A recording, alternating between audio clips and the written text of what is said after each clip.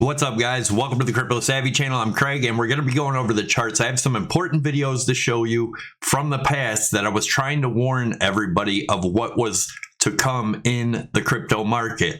Now, another thing I want to remind you guys, today at 4 p.m. Eastern time, the 4 Bare Naked Horsemen will be doing our Twitter spaces, so make sure you follow me on Twitter. It's at CryptoSavvy1. Use my link down below in the description to get there. We'll be going over, things in the market, life, things like that. We're also going to have Tim Warren on there for those of you guys that know who that is. Definitely check us out. Also, I will be doing a members video today. I'm not sure exactly what time. I have some stuff to get taken care of today, but I will try to put the live out for it about an hour ahead of time so people can get in and get gathered. So watch for that if you are a member. If not, maybe in the past I'll play these member videos or in the future, but we'll see. Anyways, let's get into the charts. We're going to take a look at the Dow, the DXY, and then we'll be taking a look at a couple videos I want to show you. If you guys really want to see how long I've been talking about this, just go back and watch my past videos. I've been warning of all this stuff for a very long time. Nobody would listen. And again, nothing was guaranteed, but I was trying to get the warning out to you guys. Anyways, let's get into it. But before we do, I'm going to give you 3 seconds to smash that like button. 1, 2, 3. Thank you for smashing the like button. If you didn't, I'm going to give you 3 more seconds. Just kidding. Anyways, make sure you subscribe to the channel if you like these daily updates. Make sure you share the video. Get them out there if you belong to any groups or, just on your Twitter, whatever. I do appreciate that. It does help the YouTube algorithm when you share it, when you hit the thumbs up. Also, when you leave the comments down below. Let's take a look at the Dow. So we've been talking about a possible one more fake rally up for the Dow. It is possible we come back up and retest this trend line. It does not have to happen. As we showed the bearish divergence here, we're making higher highs in the daily, lower highs in the daily RSI. That's bearish divergence. We go over to the weekly, and I repeat this stuff, so hopefully it sinks in. We have lower highs in the price action, higher highs in the RSI. Weekly is in a downtrend. This is hidden bearish divergence. Hidden bearish divergence is a continuation of the trend, and the trend is down. DXY, we're still getting our bounce there. I've been talking about this 200 EMA.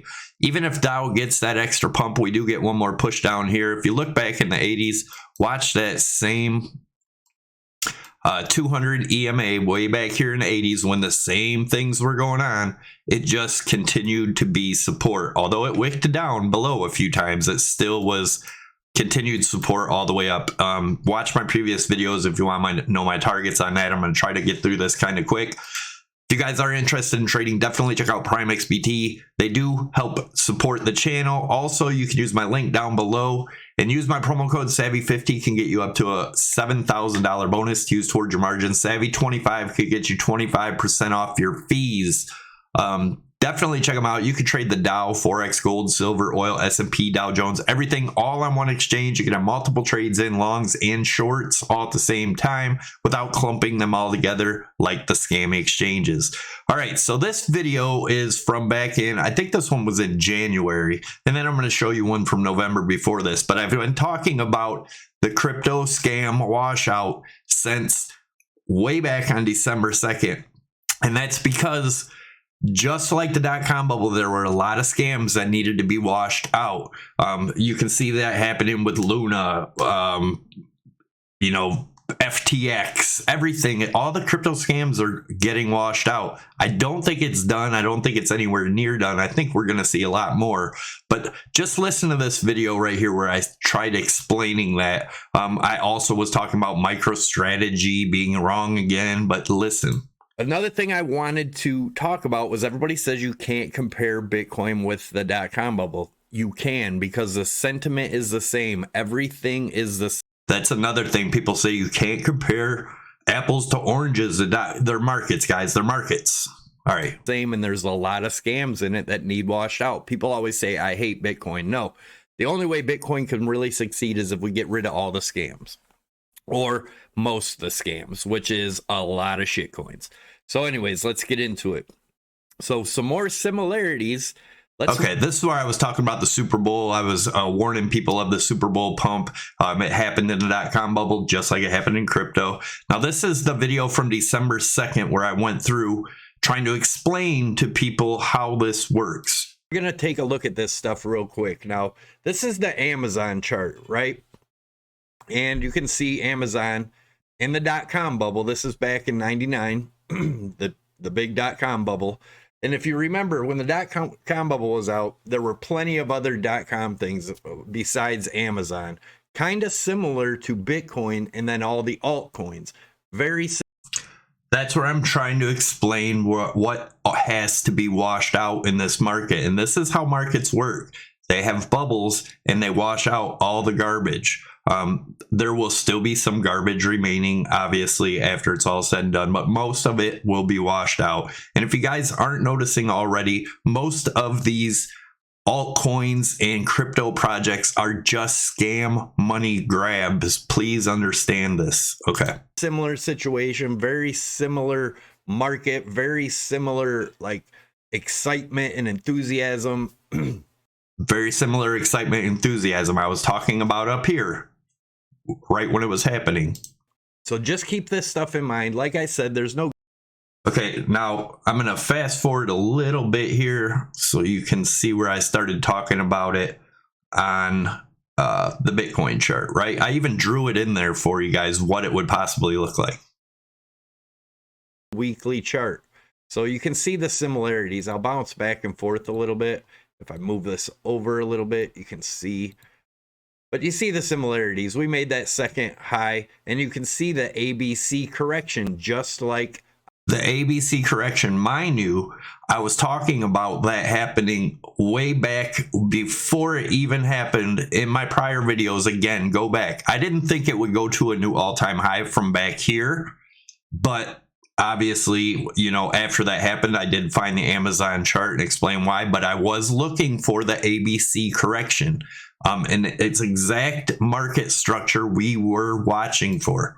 I've been watching here, the big ABC correction. What if this done the same thing? What would it look like? What would it look like if... Mind you, this was on December 2nd, and look at this. Look how it's playing out. We didn't get that wave 2 I've been looking. So those that don't believe, show me the charts, I'll tell you the news. This should help you at least give that a chance that maybe there's something to it.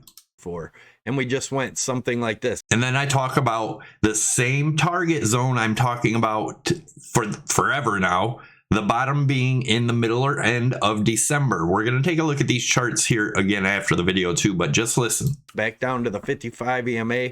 And 665 days would be in September of 2023. September of 2023. Now, I say the middle or end, but September is kind of right in the middle or end, right? So I am still looking for the bottom of Bitcoin to be around that time. And as you can see here, I put that $3,500 target in on December 2nd and still have not changed. Now, let's get into the charts. We'll get into the smaller time frames towards the end, but I just want to get into this with you real quick. So here's the weekly chart. We were calling, once we broke here, we called this target to the T right there at the 25.5, 25.4. We nailed it. And then that was just a measured move of this rising channel, right? We also called this 48 top here. Now, we move this down looking at this bear flag using the flagpole, and that gave us our target of 17.7 is what we had in there, and nailed it. And then what I want to show you here is we had from way back here, right on August, right in the middle of August, once this broke, we had the target of 14.5 on the weekly, which I'm still looking for. We came back up, retested it, and now I think that is where we're headed. I've been talking about this for a long time, again, since the middle of August. This is the weekly chart. These take time to play out. We'll take a look at the smaller time frames next.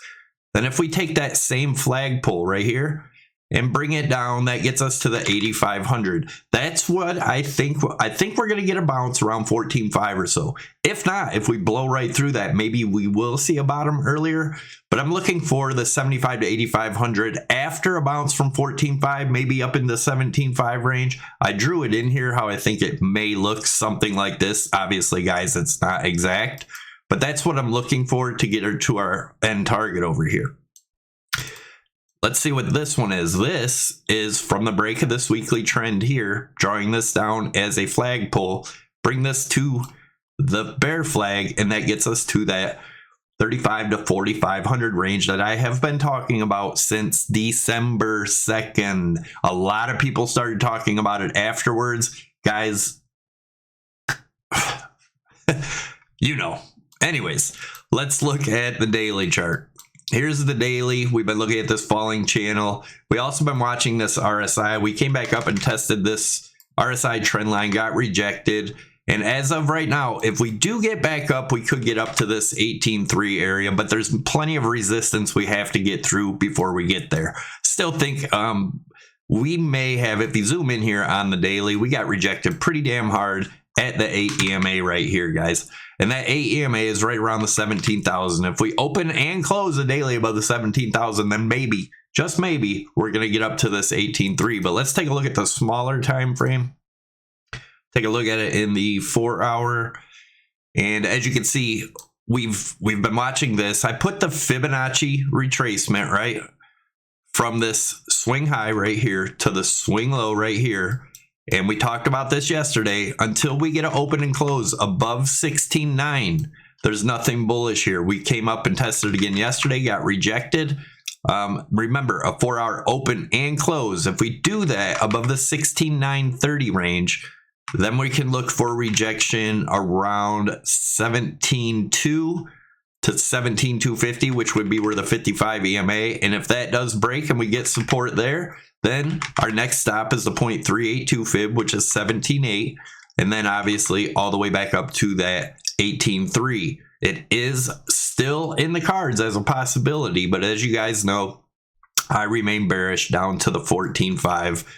Also, we can look at on the 4 hour here, higher highs in the RSI all the way across over here, lower highs in the price action, hidden bearish divergence. This is a downtrend. Hidden bearish divergence is a continuation of the trend. Thanks for watching, guys. Smash those thumbs up. I'm going to get out of here. I got stuff to do. Remember, I'm going to try to get the, not sure if I'm going to get the members video in before or after the 4 bare naked horsemen, but make sure you give me a follow on Twitter. All my links are down below for my social media. Definitely use those links, none other. There's a lot of scammers out there. And also check out these videos up top, PrimeXBT tutorial and that Amazon video that I just showed you from December 2nd. Thanks again for watching, guys. Share the video, get it out there. I appreciate each and every one of you guys. Have a great day, and I'm out.